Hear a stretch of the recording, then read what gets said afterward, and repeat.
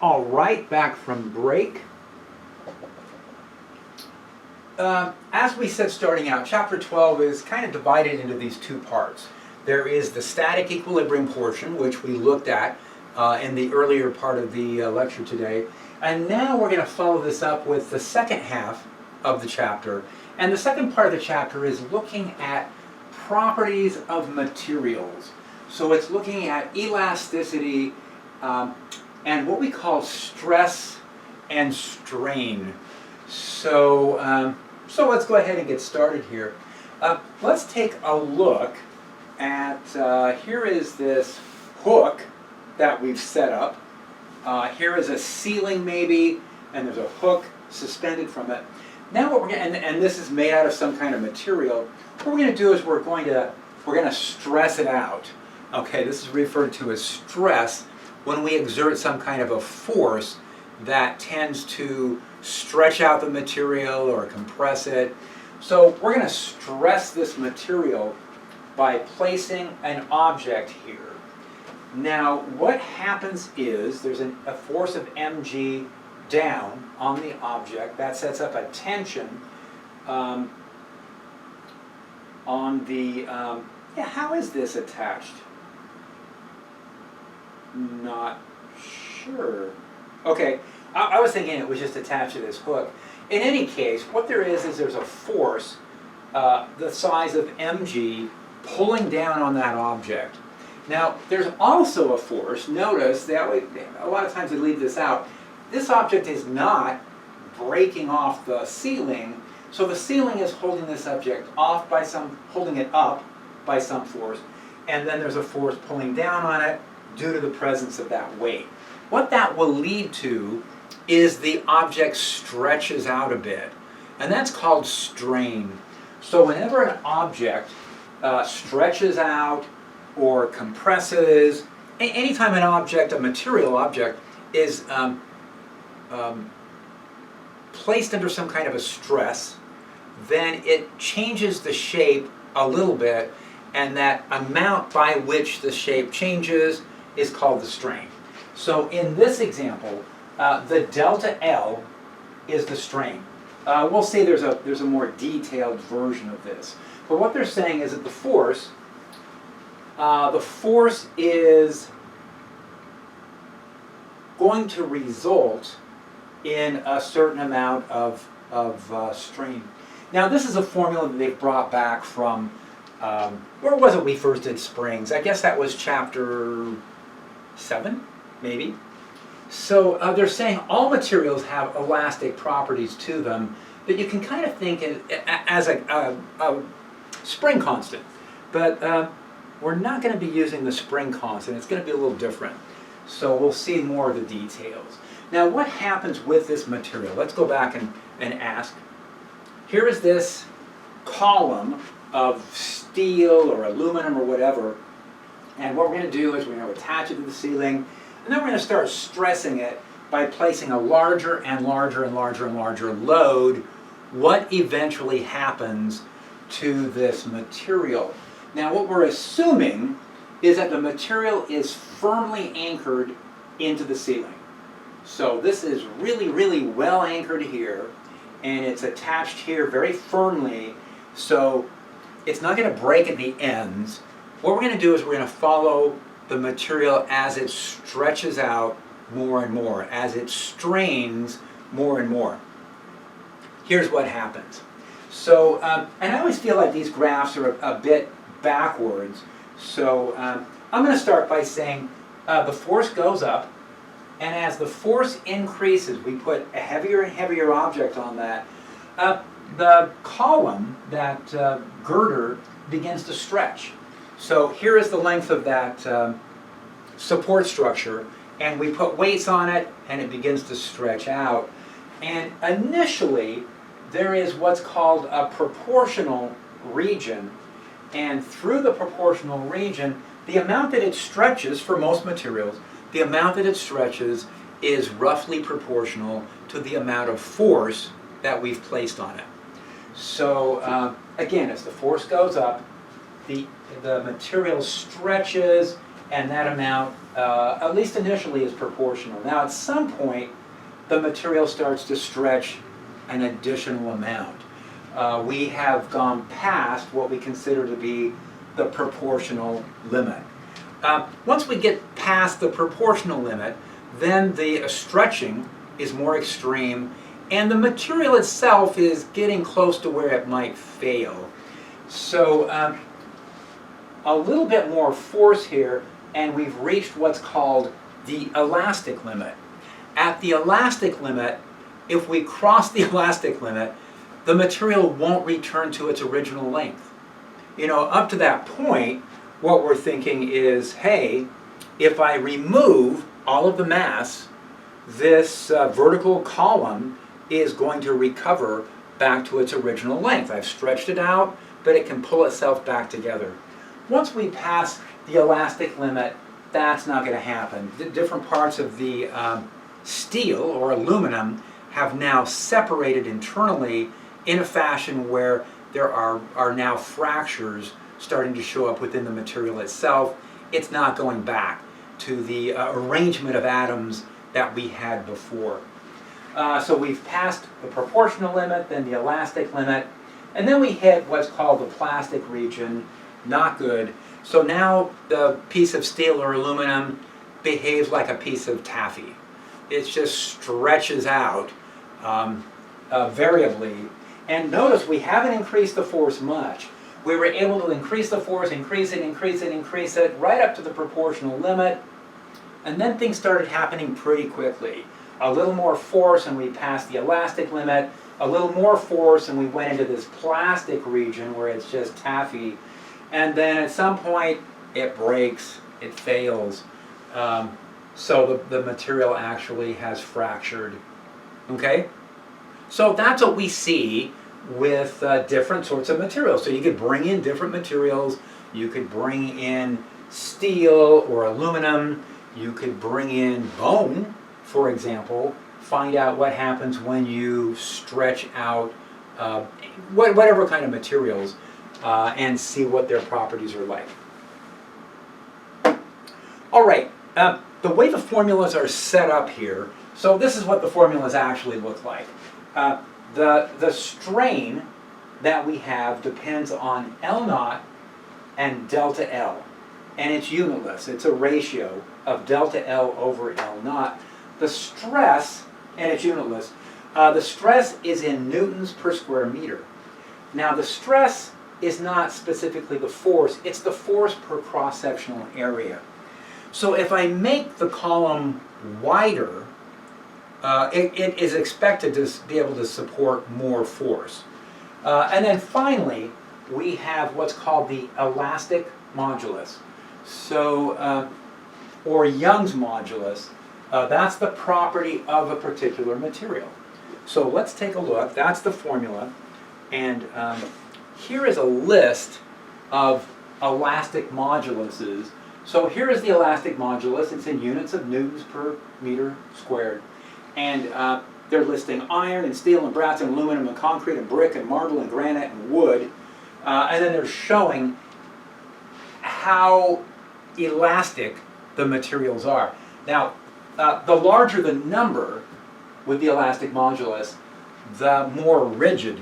So the increasing values of elastic modulus tell us how rigid the material is and how much it resists stretching out. Now, we can't really think of that in terms of liquids and gases, but there are different kinds of stresses that we can put on an object. The one we looked at, the elastic one, tends to take objects and stretch them out or compress them. So we could stretch the object out, or we could compress it, try pushing it together. And roughly we see the same elastic moduluses for each of those. Now there's what's called the shear modulus, that has a symbol of G, and shear moduluses are due to sideways forces. So think of a building or a bridge in a strong wind. You know, a very, very strong wind would exert sideways forces and it bends the structures in a different direction. We'll take a look at that. But they have numbers here too. You can see these are significantly lower for the shear moduluses. So these materials do not as well resist shearing. And they do have bone listed. So here we go. Here is bone, and it comes in at 15 times 10 to the ninth newtons per square meter for its elastic modulus for compressing or stretching. And then for shear, it's 80 times 10 to the ninth, which is actually looking pretty good. It's as good as steel in terms of its shear modulus. A bulk modulus corresponds to putting something in a region where there's a surrounding pressure that squeezes everything together. So here, think of dropping an object deep into the ocean, a piece of material. How much will the material compress due to that surrounding pressure? Okay, so all these material properties in that table. So let's look at an example. Here is a piano string, a wire used within a piano. It says that it's steel. It's 1.6 meters in length. It has a diameter of 2 millimeters. And how large would the tension be in the wire if the wire stretches? Now that's a lot, right? 0.25 centimeters. Yeah, that's like a couple of millimeters of stretch. The string itself is only 1.6 meters, so the string itself is like, maybe this long, right? So here's the piano string. It's like this long, and we're going to put tension on it until it stretches by 2.5 millimeters. So let's see what we can come up with here. Here is the piece of steel. Here is the force. Now the force has to be applied in both directions so that the steel stays in place. So there's going to be a force pulling it in each direction. Now that doesn't mean that the tension is 2 times F. It just means the tension is F. That's the way tensions are defined. So I've got a length, 1.60 meters. I'm going to convert that into centimeters, 160. And then it says that it stretches by 0.25 centimeters and that the diameter is 2 millimeters. So I need a cross-sectional area, so I'm going to use pi over 4 times d. I'm using the diameter instead of the radius. So I've got a factor of 4 here. It says that the cross-sectional area of this piano wire, it hasn't got a very large cross-sectional area. The cross-sectional area is like 3.14, 10 to the minus 6 square meters. Now, to calculate the strain has to do with how much did the material stretch out. How much strain did it show? And that is delta L over L. That's 0.25 centimeters over 160 centimeters. Delta L over L then is 1.56, 10 to the minus 3. It's unitless.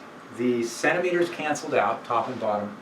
And if I take an inverse of this number, it says that the strain is 1 part in 650.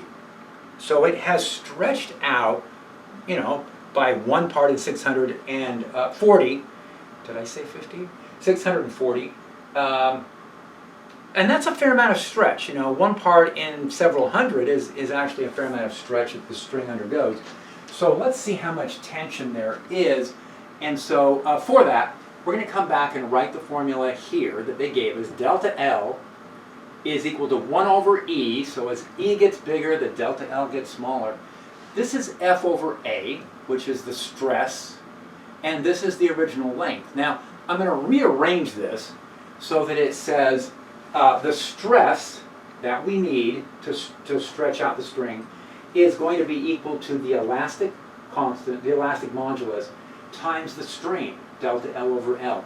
We calculated the strain already. Now the elastic modulus, I looked that up for steel, and it says the elastic modulus for steel is given by 200 times 10 to the ninth, 200 billion newtons per square meter. Now in engineering, engineers now, instead of newtons per square meter, they tend to use pascals, which are units of pressure, which is kind of interesting. So I'm going to put those in there. Again, when I see pascals, I think more in terms of atmospheric pressure or water pressures, but the units do match, so maybe be prepared to see these elastic moduluses listed in terms of gigapascals. So 200 gigapascals for the steel. Now the stress that we're going to need then, the steel is pretty sturdy, to get a 1/640 fraction of strain, I multiply that by 200 billion, and it says that the stress would need to be 313 times 10 to the 6th newtons per square meter. Now this is stress, F over A, but remember that's not the tension. The tension is just the force itself. And so when I take this number and multiply through by the area, it says the tension in this string, well, 983 newtons. So that's a good amount of tension. That's going to be, a couple hundred pounds, probably. A couple hundred pounds of force. 1 pound is like 4.5 newtons. So a couple hundred pounds of force pulling on that string, 980 newtons. All right, let's see. Stress is defined as the force per unit area. This is the formula that we looked at. So they keep taking the same formula, or we keep taking the same formula and moving it around. They're showing that the elastic modulus is the ratio of stress to strain. If it requires a lot of stress to create a little bit of strain, that material is very rigid and it has a large value of E. Now, for the examples we've looked at, we've been looking specifically at tensile stress, where the forces are tending to stretch objects out. So the objects get longer. It looks like in that second picture something broke. Compression forces are opposite of tension. These columns are under compression. So we've got all of these weights sitting on top of these columns, and the columns are shortening. I need my bike.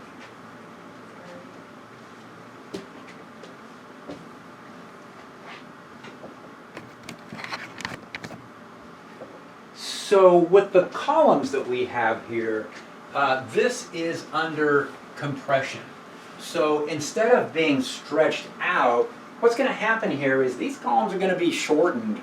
I know it's these big stone columns, but they are going to be shortened a little bit because of the weight placed on top. So they're going to be under compressional stress.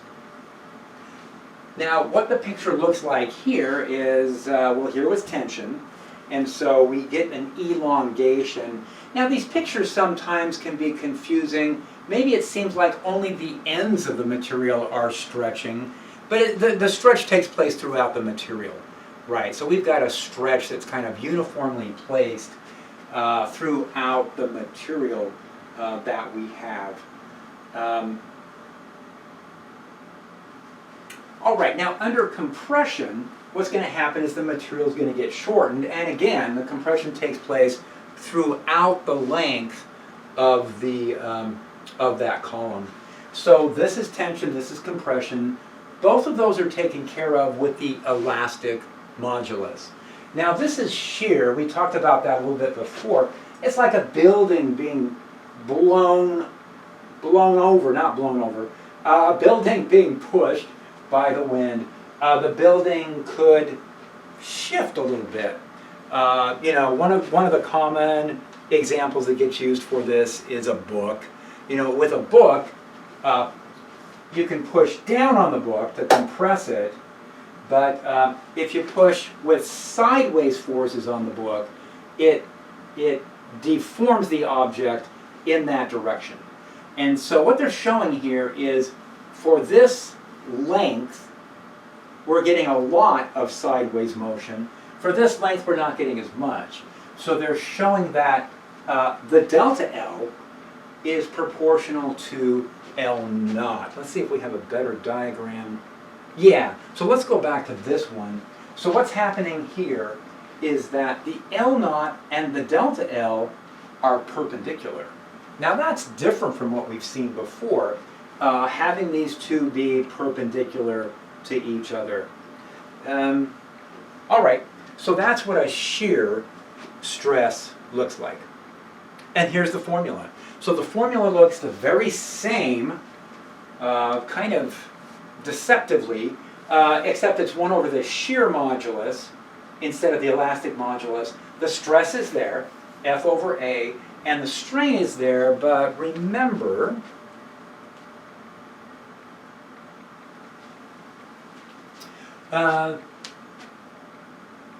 the area here is the area over which the force is being applied. So that's a cross-sectional area over which the force is being applied. That's the stress. And then finally, here is the bulk modulus formula. This is, the strain in this case is delta V over V naught. And that's equal to minus 1 over the bulk modulus times the increase in the pressure. So as the pressure goes up, the object compresses, it shrinks a little bit, and that's why we have the minus sign here. Now the definition of the bulk modulus then is minus delta P over delta V over V naught. And then here is what the here is what eventually happens with these materials. So if there's tension, eventually we get a fracture. If there's compression, eventually we get a fracture. If there's shear, eventually we get a fracture. So the idea here is to take a look at the materials you're working with, take a look at the elastic modulus, the shear modulus, the bulk modulus, and find out what range of stresses the material can survive. Now this, I had to highlight this. This was, I thought, very interesting the way they wrote this. When designing a structure, it's a good idea to keep the anticipated stresses within a factor of 3 or 10 of the ultimate strength. So it says there's a limit at which any material will fracture. Maybe it's a good idea not to go there. Stay away from that much stress when you're designing something. Maybe keep the stresses down to, 30% or 10% of the ultimate stress where the material will just break. So I'm thinking, yeah, I want a safety factor of 10 if I'm crossing a bridge or if I'm going up in a building. I'm hoping for that. So this is about fracture. This is where the material ultimately fails. So the ultimate strength, the stress under which the material will break. And then it's got all the same materials listed again. Here's the steel and the brass and the aluminum and the concrete. There's the bone. And so the tensile ultimate strength, the bone does okay, 130 million. It does almost as well as iron, not as well as steel. So if you replace a bone with some steel, maybe you're going to do a little better in terms of avoiding fracture due to tensile issues. And then under compression, so if we start pushing stuff together, yeah, these materials are doing pretty good. Well, here's an interesting one. Here's a good one to look at is concrete. So under tensile strength, concrete is not very sturdy. If you make a cable out of concrete and you pull on it, the concrete fractures. But if instead you put concrete under compression, it does really well. And so I was just looking at marble and granite, thinking of those big stone buildings. They don't have tensile, but they do have compression. Kind of the same thing. Things like marble and brick and granite, they're not really made for pulling apart. They're made for compressive strength. And then here are the limits to when these materials will fail under shear stress. All right. Okay. Let's take a look and see what examples we have here. So, ooh, remember that piano wire? We're going to come back and we're going to break it. So let's see what happens. What was it before, just for reference? When we looked at the piano wire before, it was 980 newtons of force. So let's see at what point it snaps. Oh, it's 1570. Okay, I shouldn't have jumped. Well, I guess there's no avoiding it. Don't look at the answer. Don't look at that. All right, so here's the piano wire. It's steel. We're looking at the tensile strength. When I go to the table for tensile strength for steel, it says that steel can ultimately support a stress of 500 times 10 to the 6th newtons per square meter of tension or compression, but we're specifically interested in the tension.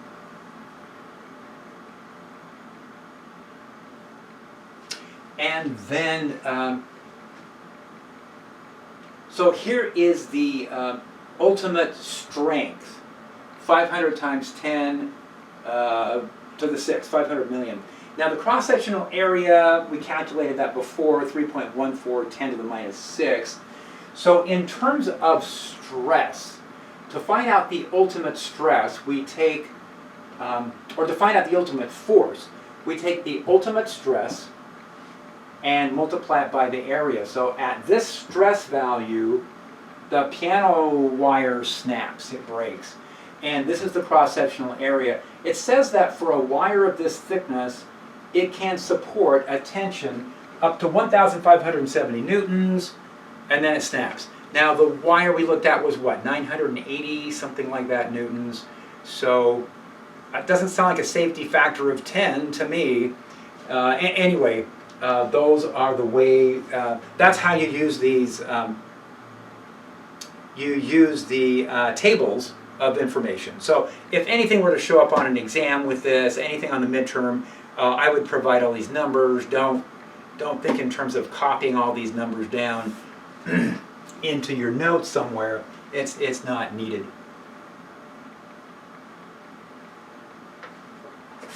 All right, any questions on any of these?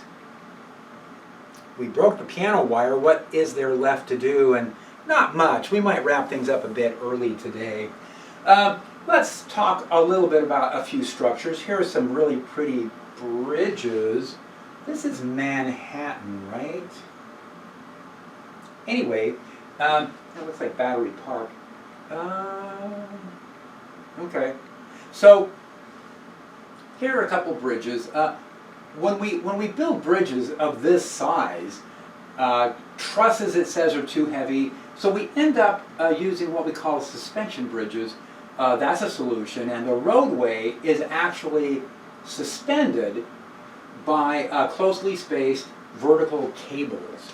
Now, why a suspension bridge? I thought I had a diagram in here. Maybe I don't.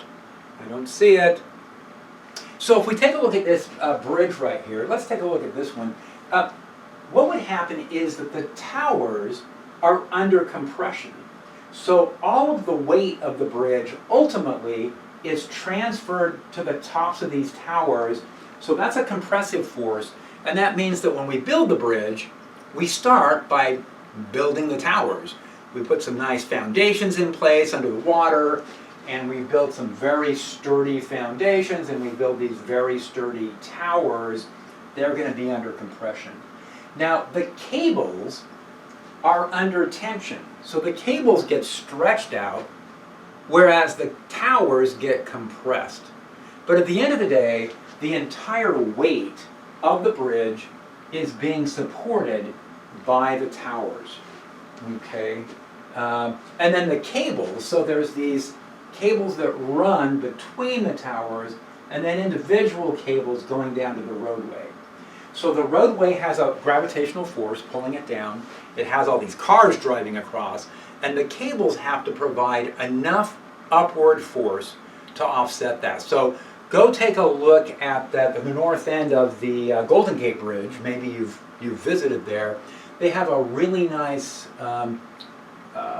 visitor center set up. I don't know if it's a national something or anyway, they have a very nice visitor center where you can go in and you can look at the cables, look at what the cross sections are like, and learn about how these things are set up. So again, there's going to be tension in all of these individual cables. That force gets transferred to the main cables, transferred to the towers, and the towers get compressed. Here are bridges, short bit bridges from 2,000 years ago, and what they're trying to emphasize here is we've got a bunch of stone that is built around in an arch. Shouldn't those stones be falling down? It would seem that the stones should be falling down, but here is the strategy here. What they've done is they've built foundations on both sides, and then they've built, they put up some wood structure to support the stones while it's being built. So you put up some kind of a structure, maybe built out of wood, you haul up the stones, you place them all, and notice that these stones have been angled. Now what that does is it prevents this stone at the top, the keystone for example, it can't fit between those other stones, and what it does is it sets up a compressional force. Well, stone is really strong under compression, so it's very difficult to fracture the stone by compressing it. And then all of the stones to the side, on each side, are also under compression, and that holds everything in place. Now what we also need here is we need to build something on top of it. So once we've got the arch in place, then we can start building stuff on top, and that just further compresses these stones. And so the stones become very firm, and actually as far as the forces holding everything together, it gets stronger as you pile more stuff on top. At some point you're going to fracture something, but this approach, again, goes back thousands and thousands of years and has been used. Now here's an example of what are called flying buttresses. Here are some stone buildings where it's so large that the force downwards tends to create a pressure outwards. So going back and looking at this, you're getting these forces going off to the sides.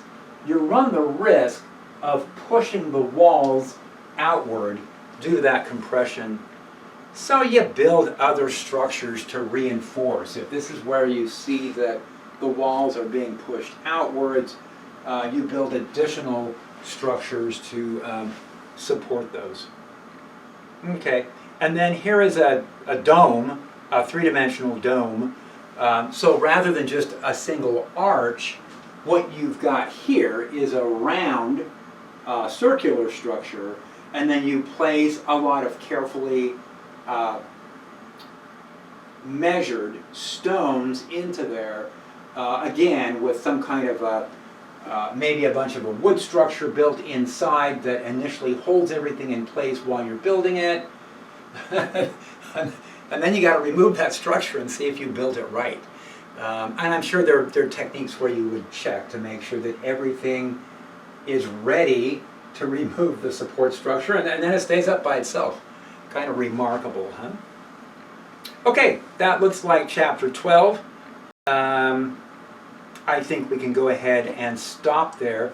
I do have one last quick story, I guess, to bring up as far as the suspension bridges and what. We talked about how all the cables are supporting the roadway and then the towers are supporting everything. So I was at the Trader Joe's at El Cerrito Plaza a while back, and I noticed that outside the store on one side they had painted this really pretty graphic. It was a picture, I assume it was the Golden Gate Bridge. It was a suspension bridge with the sun. I guess it was a sunset because it was the Golden Gate Bridge. There was a sun setting below the Golden Gate Bridge, and whoever did the painting decided, whoever did this mural, decided that, you know, there was this sun below the bridge, and it was brilliant reds and oranges and yellows, that the towers were kind of a bother.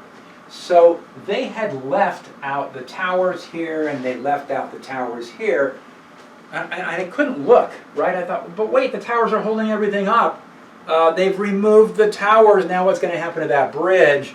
So clearly, you know, whoever, there's a place for a little physics background in artistry too. It was a beautiful drawing, but again, I couldn't look at it with the lower portion of these towers missing. Somehow the artist was deciding that the cables were holding everything up. I don't know.